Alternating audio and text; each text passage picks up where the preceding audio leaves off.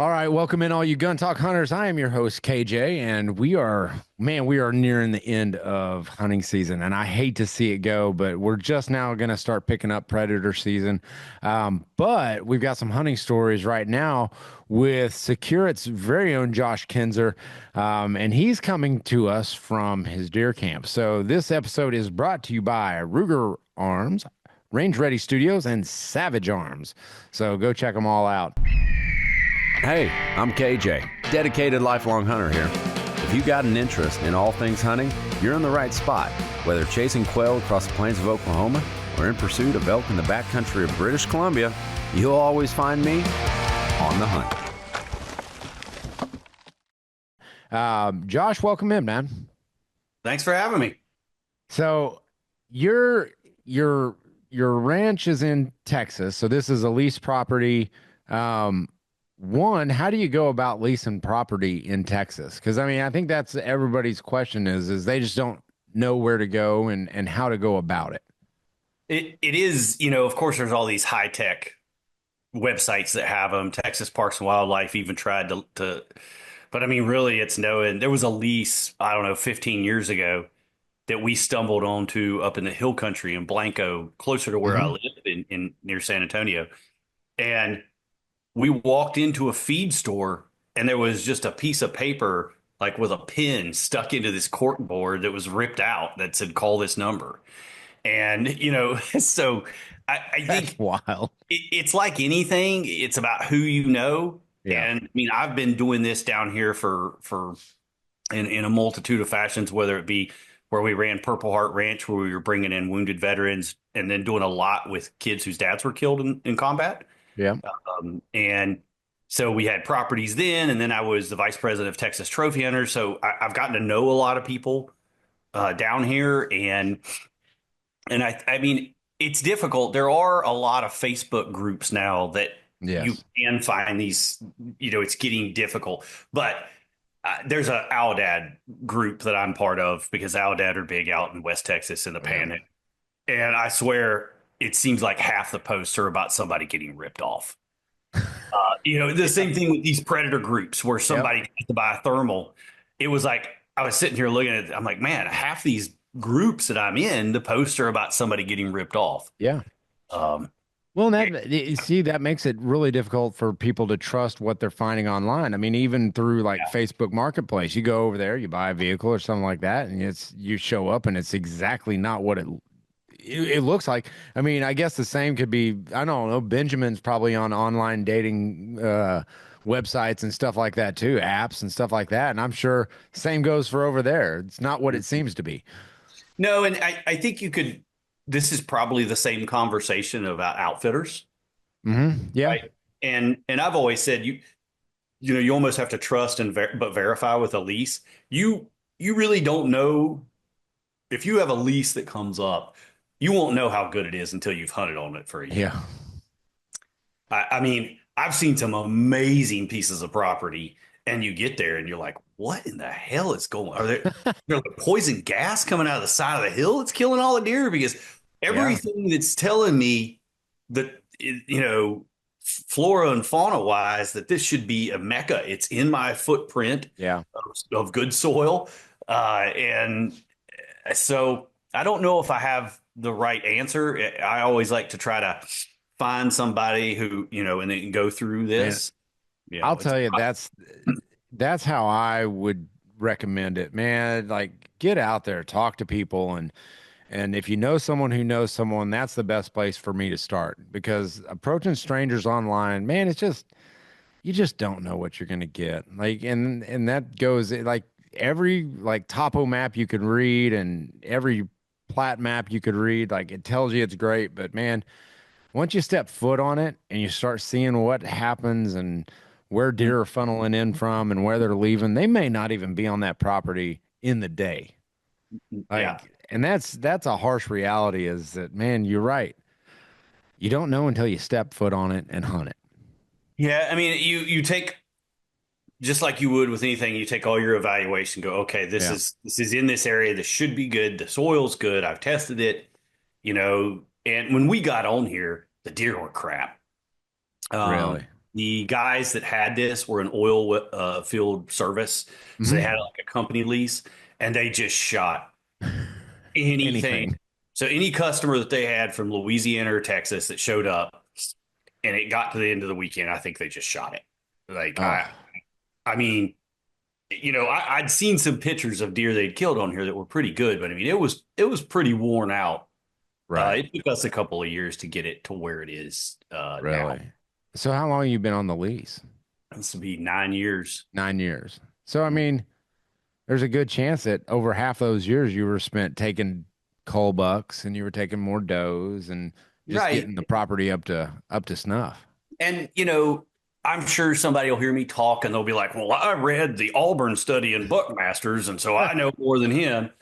Uh, I That's funny. I could point to a bunch of things in all these studies that are done by 25-year-old grad students that Yep. they're taking one little thing and then trying to focus and write a paper on. That's Yeah. what they're trying to do. That's not a management system, or that's not going to buck a management system that's worked for Right. 4 to 5 decades. And what I say to people is, you look at, like we were talking about my wife's 12 point, right? Right. So in general, this is in general, there's exceptions, and I can talk about an exception. I try to shoot the eights and nines in the 4 to 5 year old range. And this is not going to work for everybody, because our deer, the South Texas deer, our rut, we're in the middle of the rut right now. Yeah. That's why you're We're at camp. Yeah, this is why I'm here. I mean, so what most of the country thinks of like the first week of November, for us is Christmas Eve Hmm. to January 2nd, 3rd. Yeah. And so, you got to remember that 50% of that DNA is the does. And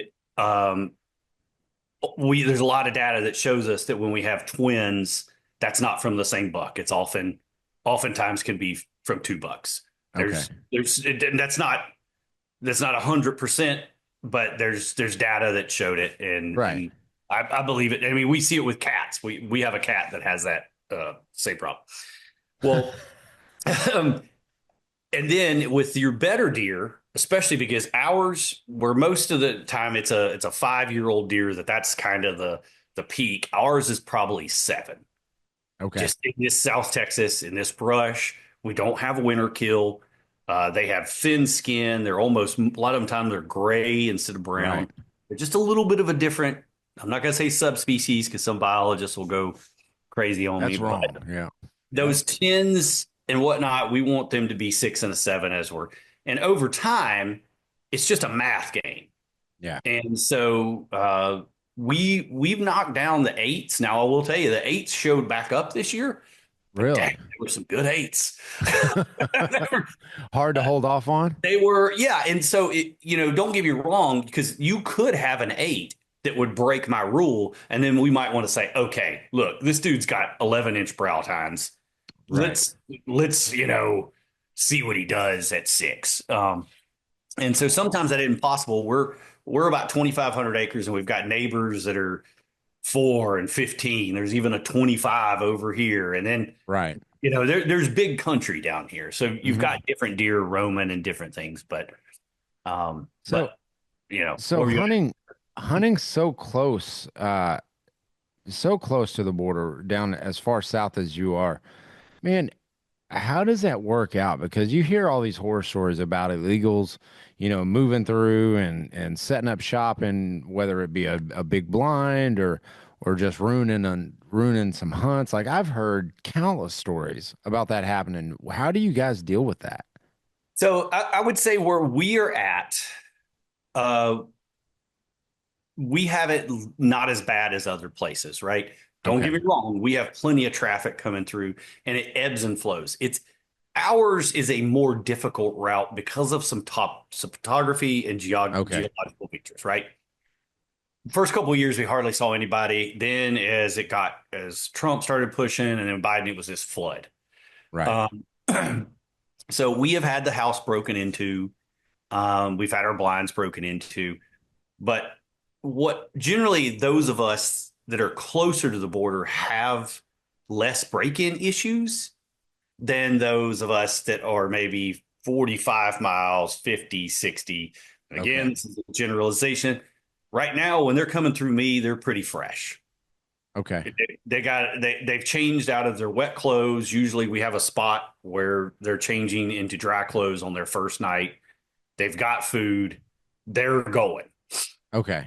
But I've been on plenty of other ranches when, let's say you're hunting with five guys, one of you is going to have a hunting ruined by illegals or border patrol. Well, I Really? mean, no doubt.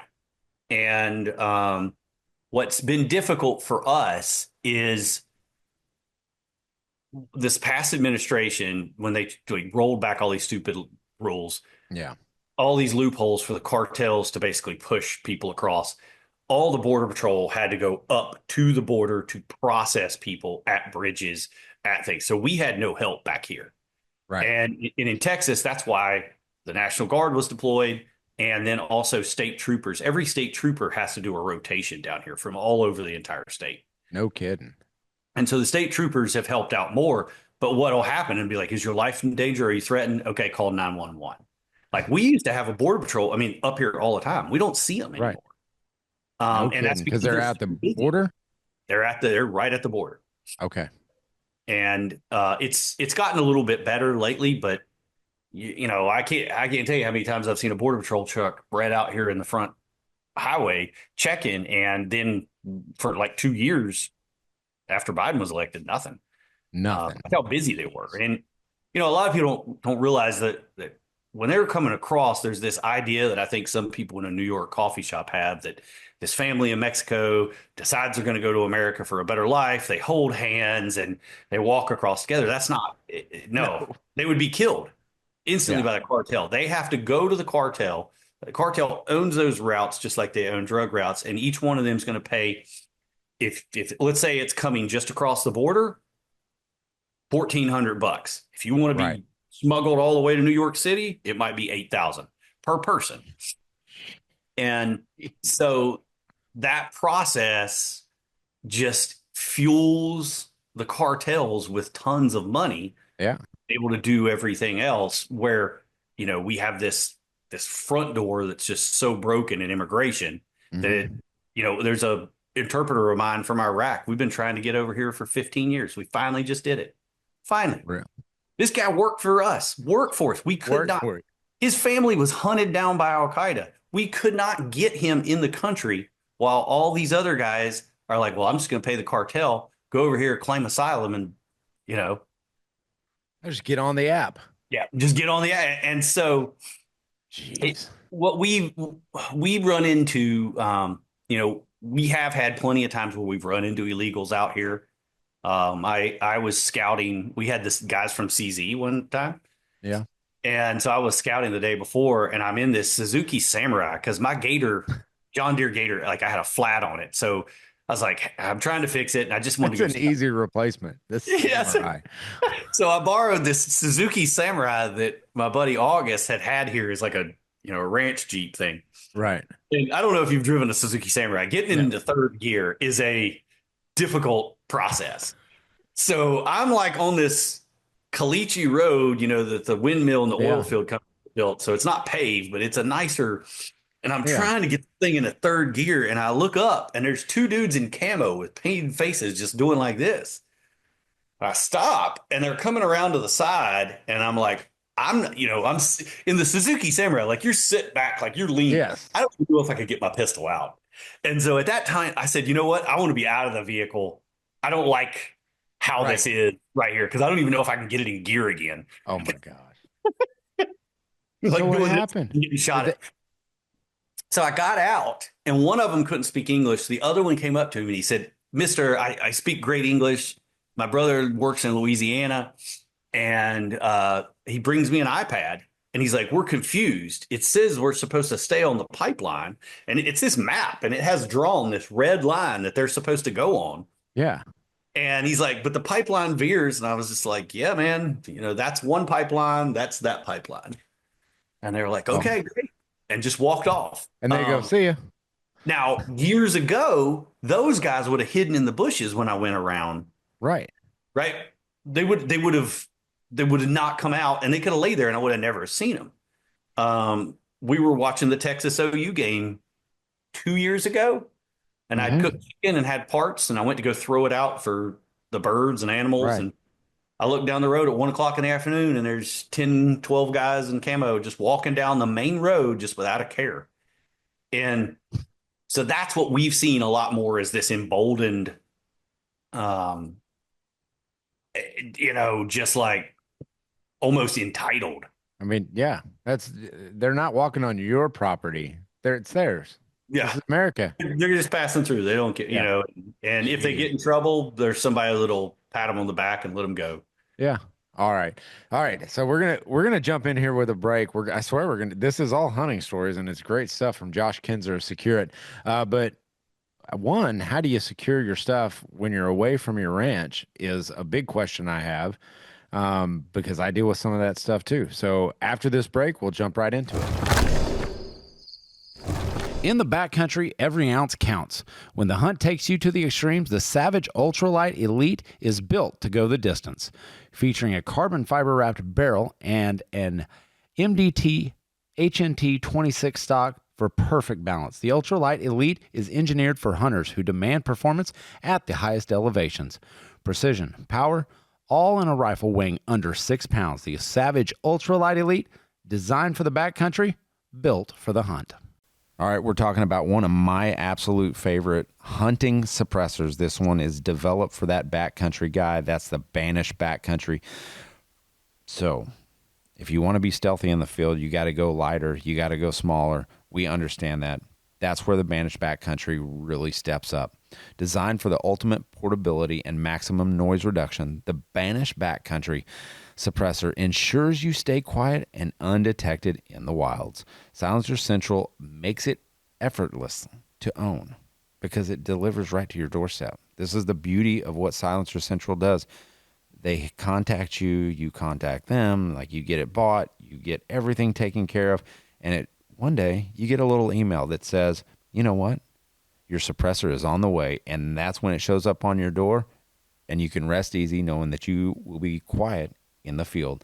Hunt smarter and quieter with the Banished Backcountry. Visit silencercentral.com to start your journey. Unmatched precision with the Ruger American Gen 2. In the heart of the wilderness, precision matters. Ruger introduces the American Gen 2 rifle. Designed for hunters who demand excellence, the Ruger American Gen 2 offers enhanced accuracy, smooth bolt action, and durable design. It's the perfect companion for any hunting expedition, providing reliable performance every time you pull the trigger. Trust the Ruger American Gen 2 to deliver when it counts. Visit Ruger.com to learn more and find your next hunting rifle. It's time to prepare for the shot of a lifetime. Whether you're a seasoned hunter or new to the sport, preparation is key. I preach it all the time. At Range Ready Studios, we offer the training you need to make that shot of a lifetime. Chris Serino is on staff, and he has a host of instructors on hand to provide personalized trainings in state-of-the-art facilities and practical exercises that build your confidence and skills. From precision marksmanship to quick target acquisition, we've got you covered. Don't leave your success to chance. Visit rangereadystudios.com to learn more. All right, we're back with Josh Kinser of Secure It, and man, we're talking about securing your stuff right now. As far as when you're away from the ranch, because when you look through the array of locked boxes and security safes and stuff like that, they either weigh 1,000 pounds and you're having to adjust that, or they just don't come in the right sizes. How do you leave the ranch after the rut's over? How do you leave the ranch and feel safe with your So, stuff back there? like you said, we're not here all the time. We're here a lot in the spring and summer because we're Hmm. constantly managing the place and enjoying even hog hunting through the spring. Right. However, this is basically just it's a triple wide trailer that I'm Yeah. in, and um, there's no way we could move a big heavy safe in here because it'd go right through the floor. Yeah. And that's one of the things you see a lot of apartment buildings, a lot of things they prohibit you from having giant big safes and whatnot. Right. So we have the Agiles here Yeah. that are bolted. It's funny because our agiles are light, Yeah. right? They're made to pack down, disassemble, and then be in a box that will ship FedEx or UPS and be in the same parameters. That's the Right. reason that they're designed to do that. Okay. And then you put one together and instead of having to pay freight and have a lift gate and all that stuff. Yep. So for me, most of my issues are illegals moving through here. Right. They're not going to have the tools to. I just have to have stuff locked up, right? Mhm. Because you'll hear people like, "Well, what about? Don't you think they're going to steal your TV?" I'm like, "What? They're going to steal a TV and throw it on their back, And like, then, yeah. and then walk through? Like, what good is that going to do them?" Yeah. But a firearm would do them good. Yeah. Um, so we do have them locked up. We have not had any tampering with the safes. Have not seen anything like that. The time that the house got broken into, it was basically food and beer that got stolen. It was Yeah. funny The because essentials.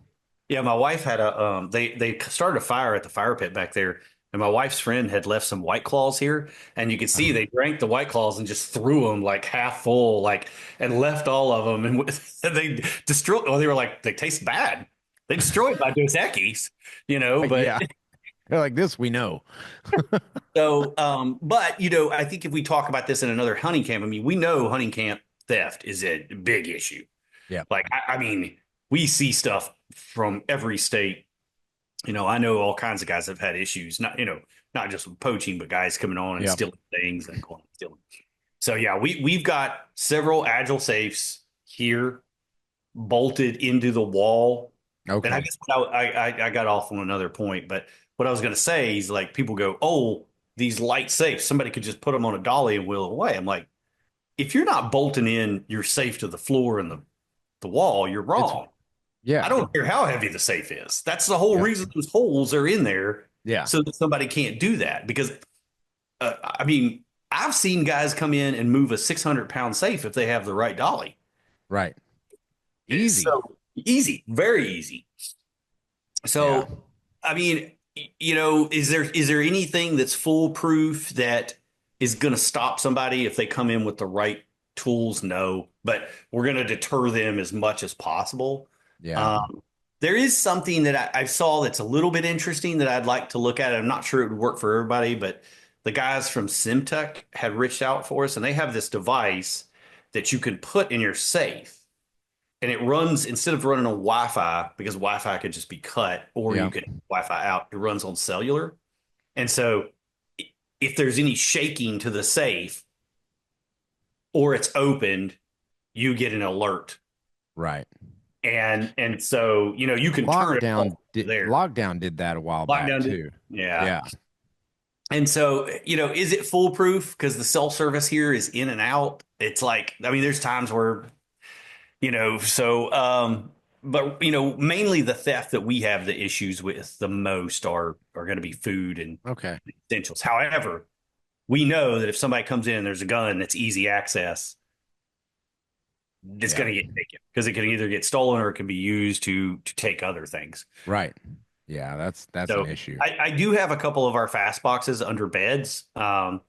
And I do have one above the fridge that just kind of, if we have kids around, that everybody takes their pistol that they're wearing and puts it in there when they Puts it come, in there. you know. Yeah, it's a smart way to do it, man. And that's what I like about secure stuff, man. You can hide it really Yes. easily. Like Mhm. really easily. Like I mean, even they mount up into the bed frames and Yes. stuff like that. Like it just makes it easy to leave your place in comfort and knowing that it's okay. Like it's put away, it's locked. I don't have to come back and worry about, someone has pried it open and Well, it takes a lot of effort. during the season, I have to have all kinds of rifles down here because we've got different people coming and going, and Right. we'll have different groups coming in. I definitely pare that down when I leave for that last time at the end of Yep. February, and then just have a couple that we're using here and there. But I mean, even during season, we could still. I Yeah. mean, we have a lot of traffic. Yeah. Uh, Which is that would be something to get used to because I've had, I mean, well, one, my freaking trailer. I mean, it was just a wildfire and it just hopped over onto our property. And man, it didn't matter what was in there, it was gone. No, you're Uh, not. Yeah, and those trailers would burn up so fast and so quick. yeah, And that's, we've talked about fire ratings a lot, and a lot of them aren't really measured. There's not like a fire rating yeah. agency. There might be for home building, but if Hmm. you look on any safe that tells you that it's fire rated, they're just doing it themselves and coming up Yeah. with, and they're putting it in like an oven and baking it, which is a whole different It's a whole different ballgame. Oreo than a Yeah. flaming inferno that's burning down your trailer. Oh, yeah. Well, Josh, tell me a deer story. You said you had a good one that just I, happened. I got to yes. hear it. So sometimes you have to be a good enough hunter to overcome being a bad hunter. That, Okay. that sounds like me. So I have my middle daughter with me, and she's become a good little hunter. My oldest, I'll brag about my oldest here in a little bit. But my middle one, um, is she's just getting better. So she's killed two Yeah. bucks already, and I find this kind of short tined 9 point. I was like, oh, this would be perfect for Riley. This would Yep. be, a perfect one, old deer. And I'd been giving the girls some lectures, sort of like, hey, The you dad need to talk. be making sure the guns, because if we're taking the cameras, we have a lot going on. We have your nephew here. There's Yep. people in every place. You got to be worried about more than that. Right. So the morning prior, I drop all the stuff off at the blind, and I look, and she's got her rifle slung. She's got this. She's getting every. I'm like, she listened to the lecture, Yes. and you know, so we don't see this buck that morning. We don't see him that night. We go back the next morning, and uh, I mean, we hardly saw anything. We saw like a doe and a fawn come in, and it's now 7:45. It's been light for an hour and 15 minutes. Yeah. However, we had this stretch of days where it was getting to 88. Oh So gosh. there wasn't much use in hunting later in the morning. We were pretty Right. much out of there by 8:30 because it was just like it was already getting hot. It was Yeah. bright. You're hunting in shorts at that point. Yeah, it was, and so and the deer were just shutting down. Yeah. So I said, let's wait 15 more minutes. And she goes, okay. She goes, I'm going to get down to the bottom of the blind and take a blind nap. And I said, fine. He lays down. I swear it's like No. 5 minutes later, because she's been up glassing and Yeah. doing everything. And I'm like, hey, there's the buck. He's here. So his buck comes in, and I go to help her get the gun out the window just because I don't want her to hit it. And Yeah. I look around, and I'm like, oh, where's your gun? She's like, I thought you got it. Well, I thought she had gotten it because she got it the morning before. Oh We're in there in the dark. So now here's this buck. no. He runs out. I mean, he stands at 50 yards from us, like flexing, putting his chest out, Oh. just like. So she's like brokenhearted because she's been hunting, pretty hard that week. She had been hunting with her mom prior to that, trying to get him. Yeah. This is like day 5. And this doe comes in, and he starts chasing her around. I said, if he chases that doe off, I'm going to run. Well, um, he does. But where I've parked the truck is like, it's because where it is, I can hide a John Deere Gator. I can't hide Right. a big truck very well. So it's Yeah. like 200 yards away. So I get running halfway there, and I'm like, oh crap. I usually keep the keys in the gas can, No. but because I'm up by this oil field where the oil field guys are coming in, so I run back, get the keys, run back. So, I mean, at this point, I've run 100, 100, 200, 200 plus 200, 600 yards total, back and forth. I grab the gun, and there's a Montana decoy in the back. So I just grab it because I don't know if I'm going to need it when I get to the blind. I get Yeah. to the pipeline, and there's a doe 75 yards away. And I just she looked up at her and was like, oh, it's a doe. I was like, can't believe that worked. Oh my gosh. That takes some thought. I climb back up into the blind, get the gun. And I mean, it's still at this point, it's 7:50. You know, Yeah. it's getting hot. And so I have to take a sweatshirt off. I'm like, okay, I'm hot. And so there's kind of a field right here. The last time we saw him, he went off to the right. And Right. then there's a big pipeline here, and then there's a cut back here. So I just told Riley, I said, look, I'm going to rattle and see if we can't rattle this guy back up. I rattled once, gave it a 5 minute break, rattled again, nothing. Waited 5 minutes, and then I rattled again, and I was like, I'm going to count to 30. So I did about 2 minutes of rattling, and then I was like, I'm Yeah. going to count 30, and I hit it again. As soon as I hit it again, he pops out, but he pops out on the pipeline, and Oh, we're this way. He's so mad, he does a spin. He's snorting, snotting's coming out of his mouth, and then he just runs back into the brush. And I can hear him as he's running into the brush, just going, just, I mean, sounds like a bull. really?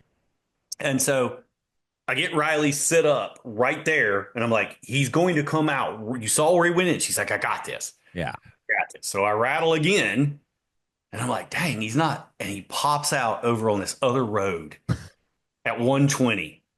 So my frail little, Riley's great, but she's just not very strong. Right.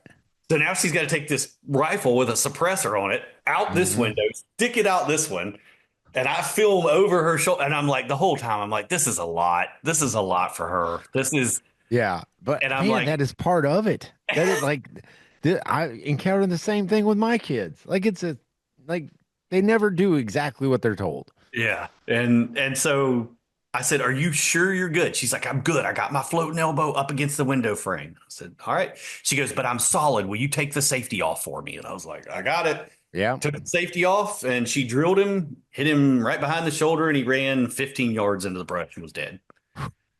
So, it was Yes. just like, Come on. it was not the easiest route when we had him at 50 yards I know. in front of us. An easy shot where she could put her knees But up that and get wouldn't have her made it elbows. that wouldn't have made a good hunting story, Oh, Josh. Like no, that no. would have been like, well, the deer was there, stepped out 50 yards, there it was, shot it. But Instead, it took some time off of Dad's life. yeah, a few more gray hairs. That's all it is. That's not a big deal. So my oldest is she's 13. She'll be 14 in April, and Hmm. you know, I've hunted with a lot of little kids through all those programs, and I've seen 4 Yeah. year old kids that were ready to hunt, and I've seen 12 year olds that I said he's not hunting Nope. this trip. It's not going to happen. And Yeah. Hattie killed her first hog on her kindergarten spring break, and That's cool. so then she got a little cocky, and she didn't kill a deer for another 2 years because she wouldn't practice. Hmm. And I'm like, hun, you know, I practice all the time. Like I get out there and so I Yeah. got her back, but she's really grown into not just being a shooter. Like it's been 3 years now. I don't touch game anymore to process it. Yeah. She That's jumps right. Can I awesome. do it? I'm like, absolutely. I'll go start dinner. Yeah. And then she got into breaking it down, not just field dressing it. So, um, she had a real good time. She broke down her sister's deer, and we had my nephew here. And I didn't know how many tags I was going to get, so I told him I Yeah. was like, "You can shoot does, you can shoot, you know, hogs and whatever else." And so Hattie just kind of came to me, and she was like, "Hey, I've killed enough deer. Like this year, I'm cool if I don't kill one. I'll just give my tag to Isaac, which is her nephew." Wow. And so I'm like, "All right." She's like, "One condition: I get to guide him by ourselves."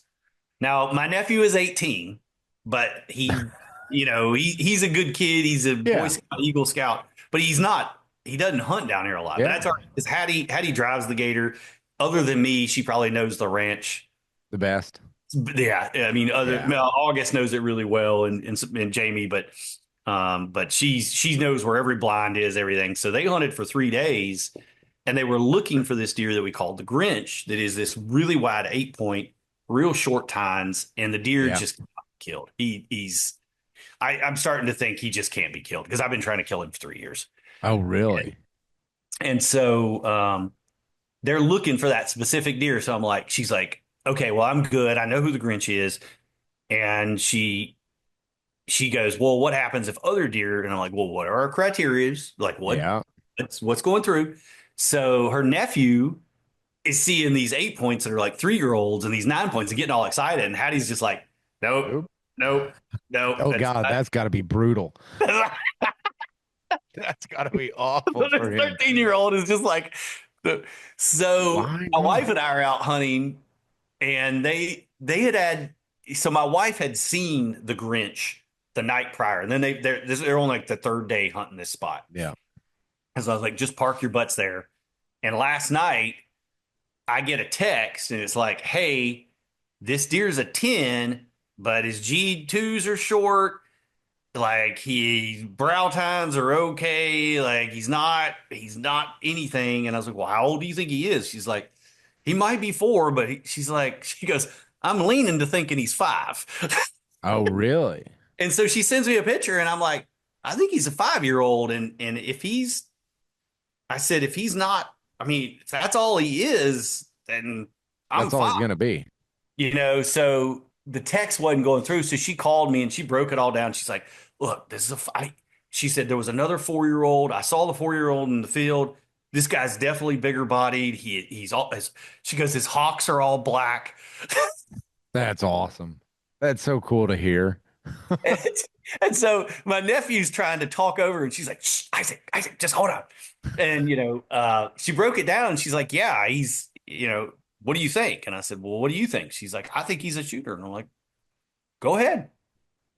So they, Really? they killed they killed together the two cousins and put the That's day. pretty I cool. mean, they did it all. She films too. I forgot to even mention that. So she filmed the whole hunt. She's who filmed my wife's big hunt, my big buck. Yeah. Uh, yeah. So she That's filmed and they spent last night getting him partially broken down and then broke the rest of him down this morning. Um, jeez. so That's for awesome. me, you might I don't really brag about the size of deer. She shot some decent bucks, nothing crazy big, but Yeah. man, the fact that she's gotten to where I can literally, because she You said turn this, her loose. I'm like, hey, I can go work on dinner. I can go get the grill started. I can do this. Yeah. And man, she's pretty fast at it. That's So awesome. I don't know many grown men who can do that type of work. I mean, I tell really. you, there's not many grown men that I would trust to Yeah. do what she did last night. But I Well, and did. to make the judgment and to understand, I mean, the deer herd that you guys are trying to achieve, and not many grown men will pass up or even question, a wide short 10. I mean, it's just a matter of genetics on whatever your property is, but if you're trying to achieve a certain goal, those deer are the ones that are the questionable ones are the ones that demand the most attention because they're the ones that you're like, I don't know. Well, You could sit there on the fence and the next year they're nothing, but they've already passed those genetics on. right. And just because something is officially 10 scorable points, there's other traits. Like he Yes. had on one side that crab claw thing. So Yeah. that made him a 10, but I mean, he's not. He's a nine, he's a nine. Right. If He's we it's and so when you don't have any of that other stuff going on, it's just like we said, if there's a giant 8 point that we see, I mean, that might score 150 or what, good Lord, let him don't Yeah, we'll don't see throw what him on the happens. full list.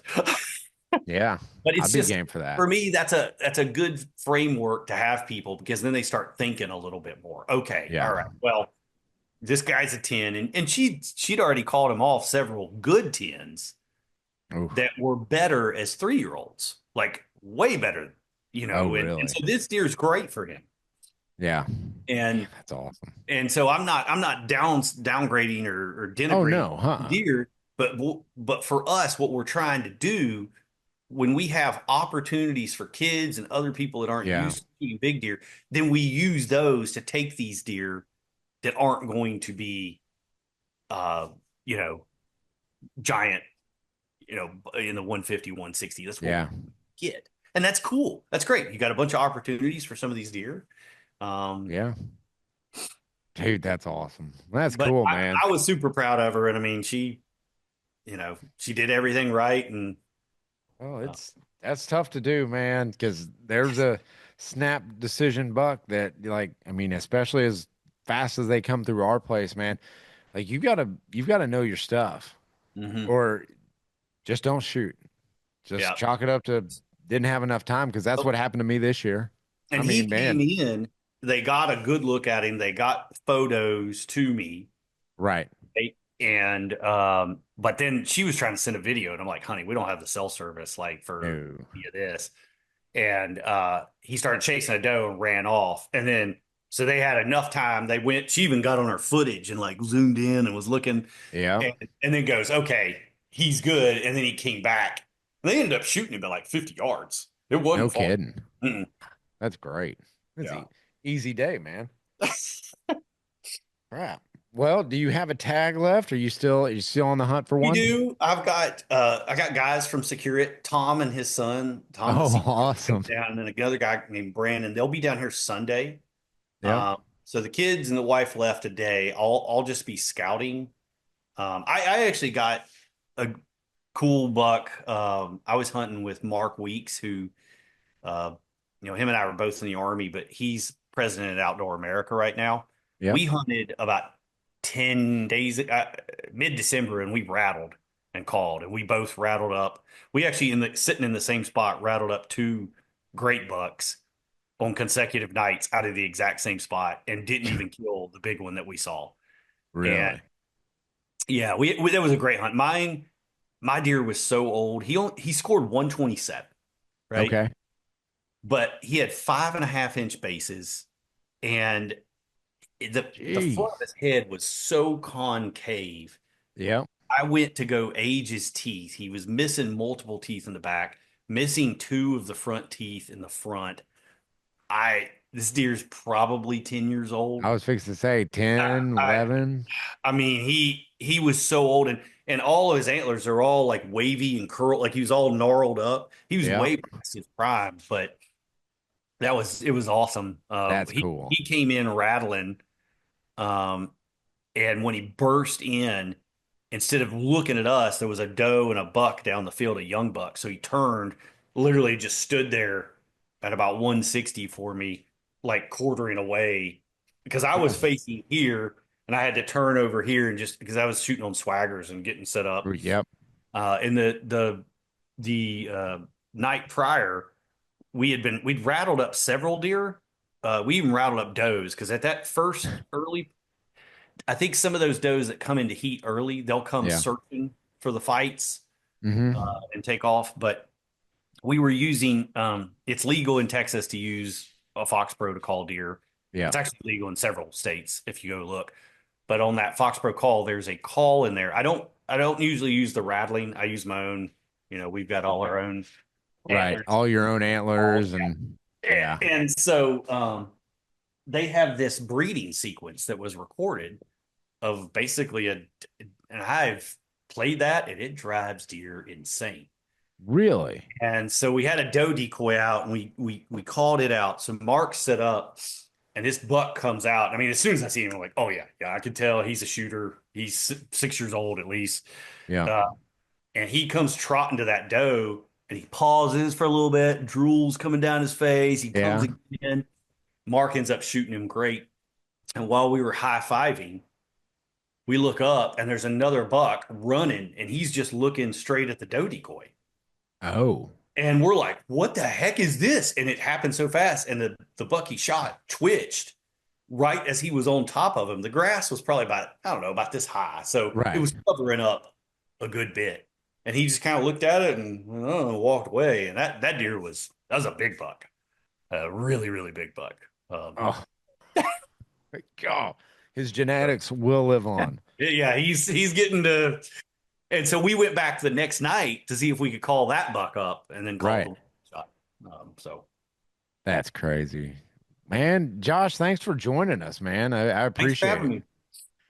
Well, man, if you ever have got openings around your area that are leasing, let me know. Will do. That stuff you start hearing about it as around springtime. as well as every other gun talk listener who's like, yeah, me too. Yeah, yeah, yeah. All right, Josh Kinser, Yeah, we've Secure got It, a guys. couple Go check him out. It's Secure It. I want to gunstorage.com. guns secure it gunstorage.com. He talked about the Agile series, the fast boxes. I mean, they've got a whole wide range of offerings that will fit your needs, whether you're staying at home or you're leaving them at the ranch, or if you're on the road traveling in vehicles. That's Absolutely. another important spot to lock up your firearms, because not every company is a gun loving company and invites them to, hey, yeah, as long as you don't show yours, we won't show ours. And you might have to take that off, slip it in if you have to go to the courthouse or something. So Well, they interesting offer a note, little bit of everything. we sell a lot of the fast boxes to police departments because up until a couple of years ago, police were just locking ARs in the back of their trucks, Yeah. and criminals found that out and started breaking into police when they take their police vehicles home and still. Yeah. I mean, it happens to everyone, and that shouldn't happen because we should be better, more responsible gun owners. And thank goodness Secure It's there to help us out with that. So I appreciate it, man. Well, appreciate it, and we still got about a week left of hunting, so I'll make sure and let y'all know if we get Hit it anywhere. hard. Hopefully, Tom shoots a big one. All right, thanks. All right. All you gun talk hunters, you know the drill. Keep those muzzles pointing in a safe direction and always be on the hunt.